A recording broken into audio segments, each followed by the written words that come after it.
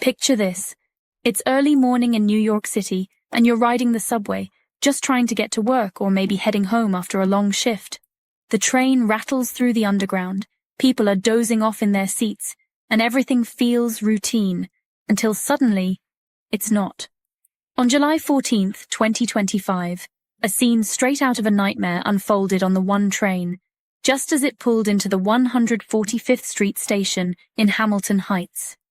A 56-year-old man who'd been asleep in his seat was jolted awake by a 20-year-old passenger. Words were exchanged, nothing unusual for a city where nerves are always a little frayed. But then, things took a violent turn. Out of nowhere, the younger man pulled out a knife and stabbed the older man multiple times in the head. Yes, the head. Unthinkable brutality, right there on a public train. Other riders watched in terror, powerless to stop it. The attack was so vicious the train didn't even make its usual stops. Operators sped through the stations, racing to get medical help as fast as possible. Now here's where it gets even darker.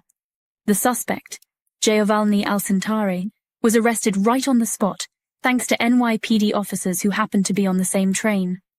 But what investigators learned next is seriously chilling.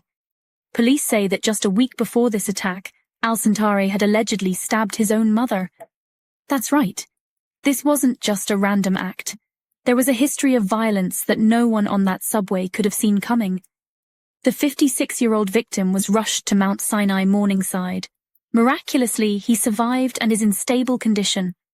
But the damage, physical and emotional, lingers. Stories like this leave scars not just on victims, but on entire communities. People are scared. Many subway riders say they feel less safe than ever, despite what crime statistics may suggest.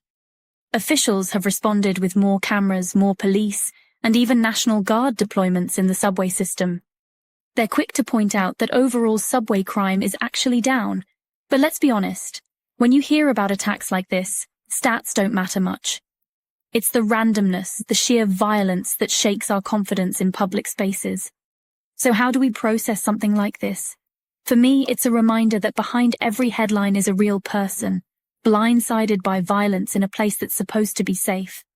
Stay aware, look out for each other, and remember, sometimes being kind or alert can make all the difference. If you found this story as shocking as I did, hit subscribe for more true crime cases that go beyond the headlines.